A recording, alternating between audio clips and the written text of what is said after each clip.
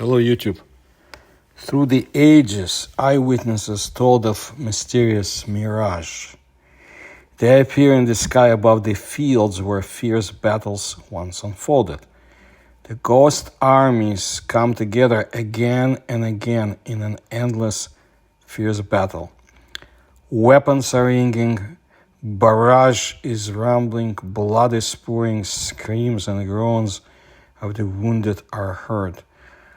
So what is it? Hallucinations, mirage, or a real phenomenon, the nature of which we still cannot figure out? There have been ghost battles in the sky in what is today Russia more than once. Information about them has been preserved in ancient chronicles. One such account, recorded by an Arab diplomat traveling in the 10th century Volga region, is presented in my video, and URL is found in the description to this video here. I think you'll find it very interesting.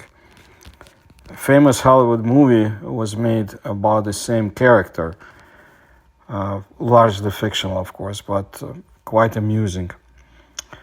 Also, for many years, data has been accumulating in the archives of the Russian Phenomenon, so-called Commission, which investigated paranormal phenomena. During the battle with the Teutons, a German Knight Order, on the ice of Lake Chutskaya in the year 1242, the Novgorodians, or residents of the city of Great Novgorod, from the army of Prince Alexander Nevsky, saw how the angelic regiment came to the rescue of the Russians against the background of the sky. Also, furthermore in history, on the night before the famous Battle of Kulikovo in the year 1380, Dmitry Donskoy's soldiers watched as the Apostle Peter destroyed the Basurman, meaning foreign invaders, army in the clouds. In the year 1579, during the Russian conquistador Yermak Siberian campaign, his opponent, Han Kuchum, repeatedly observed battle scenes in the sky. At the same time, as the legend goes, he saw flying arrows, heard the crack of breaking spears, musket shots, saber strikes. Han's soldiers were also among the combatants. While the Cossacks rained down a pillar of fire on them, and Kuchum's army fled the battlefield. The Han was really defeated. And by the way, Yermak actually used a firearm, a pillar of fire, which was still a novelty at that time. There was a letter that was sent to the Phenomenon Commission from Alexandra Ushakova, a resident of Prokopievsk, Kemerovo region. And here's what it said. As a child before the Patriotic War, World War II, I saw a battle in heaven. In the evening, my aunt and I were walking from the bath house. I looked up at the sky and screamed in fright. There, riders on giant horses hacked at each other and stabbed with sabers. The terrible fight took place in complete silence and as if in slow motion. My aunt, glancing up, only tightened her grip on my hand and quickened her pace. I couldn't sleep last night. I went outside again, but the sky was clear. I've never seen anything like it again. I read a lot, looking for answers to the riddle I saw, but in vain. Another witness, Alexander Kolpakov from Orenburg, told how in the summer of 1933 he and the boys saw a warrior in medieval armor galloping over the forest. After the Great Patriotic War, in the Arctic latitudes, sailors repeatedly observed how aircraft and submarines torpedoed ships many miles away, and explosions were heard. At the same time, this whole picture, it was turned upside down. The wrecked ships sailed with their masts down and plunged not into the sea, but into the sky. Downed aircraft also fell there. There is a well-known story that took place in the autumn of 1997 in a small village in the Kanishevsky district of the Kursk region. In the dead of night, residents of one of the houses were awakened by a bright red ray that illuminated the rooms. People ran outside and saw a huge glowing sphere in the western part of the sky above the treetops. Horsemen appeared on this background as if on a screen and engaged in a fierce battle. All this went on for 10 minutes. Most likely it was one of the battles of the war. In those years, partisan guerrilla fighters, detachments using horses were active in the local area. What do scientists think about the phenomenon? Orthodox science treats all the phenomena of this kind unambiguously. These are nothing more than visions, visual or auditory hallucinations. However, in this case, too many questions remain unanswered. Why do ghost battles repeat themselves over and over again exactly where the real battles thundered?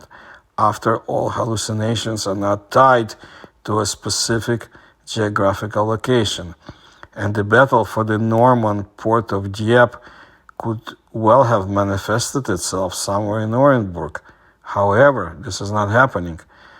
Why have people from different cultures been hallucinating about the same subject for hundreds of years? And they mention the same, quite similar details. One person's visions can indeed be attributed to the vagaries of his psyche, or her psyche, but sometimes several people become eyewitness of the so-called chrono mirage at once. In addition, it is known that animals do not have hallucinations. Meanwhile, when faced with the phenomenon of ghostly battles, animals behave as if they were witnessing real events. In April of 1995, Tony Engel was walking his dog in the vicinity of the English town of Sheffield. That's what he later told reporters. He was walking along the path near the railway when he looked up and suddenly saw an airplane from the Second World War flying right at him at the altitude of 15 meters. He looked around and saw that his dog was running for his life. As the plane approached, he could make out the rotating propellers, but it wasn't making any noise at all. Then it suddenly changed direction and disappeared over the top of the hill. Tony expected the sound of a fall or an explosion, but nothing happened. When he got to the top of the hill, there was nothing down in the valley but sheep grazing. In March 1997, this ghost, identified as an American Dakota transport plane, reappeared. This time it's in the sky above the village of Balterstone, north of Sheffield. A lot of people were watching the aircraft. When they saw a flash and an explosion, later they saw a flash and an explosion near the reservoir. 2 helicopters, more than 100 police officers, and 7 mountain rescue teams were involved in the rescue efforts. But the remains of the aircraft were not found. Where did it come from? Where did it go? All this has remained a mystery. Historians have established that during the Second World War, more than 300 pilots and passengers died in those places. Mirage? Another point of view, ghost battles are an ordinary mirage, an optical phenomenon that occurs due to the refraction of light in the atmosphere. But there is this catch there. Light spreading to a mass of air can actually carry information and create different visions. But light cannot travel through time. But the plot of most of the visions is battles that took place several decades or even hundreds of years ago. Besides, if ghostly battles are just a trick of light and air, then how can we explain the strange materialization of objects reported by some sources? For example, in 1642, ghostly warriors fought above Suffolk County for an hour. The chronicles of those years report terrible noise, drumming, and musket shots. This event was witnessed by many honorable gentlemen who were ready to testify in the presence of members of the House of Commons and present a stone that fell from the sky when there was a battle. In the summer of 1686, the heavenly procession of armed soldiers was already observed by residents of the Scottish town of Clydeside. At the same time, guns, sabres, and helmets fell to the ground in great numbers. And in 1860, after a ghostly battle near the English town of Kilkenny, trees were broken and numerous traces of blood remained on the grass. Was it an energy release? Parapsychologists have their own version, their own hypothesis. Supposedly, during real battles, there is a powerful release of psychophysical energy. This bundle of pain, despair, and fear is imprinted in space and then, even after many years, can be recreated in the form of phantom images. But even in this case, questions arise. Human feelings are manifested not only on the battlefield. There are practical in all places on the planet where people would not experience strong emotions, including negative ones. But have you heard about visions people had experienced over the site of Nazi concentration camps or Soviet labor camps? Metaphysicians believe that the energy information field preserves the memory of all people who have ever lived on our planet.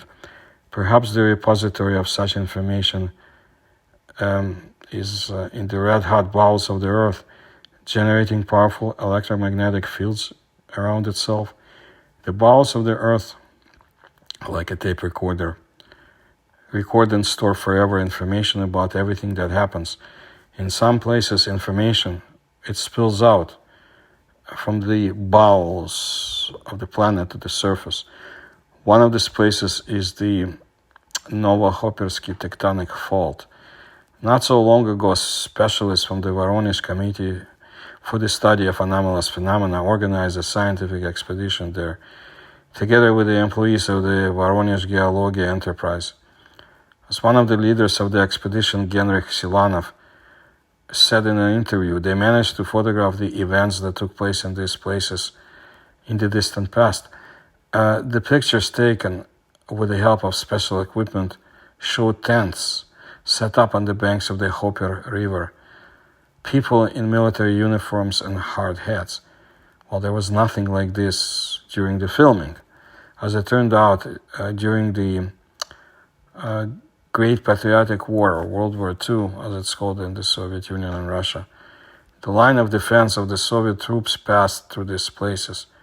It consisted of a Czechoslovak regiment under the command of Svoboda. The soldiers in helmets who appeared in the pictures and their uniforms, everything corresponds to that time.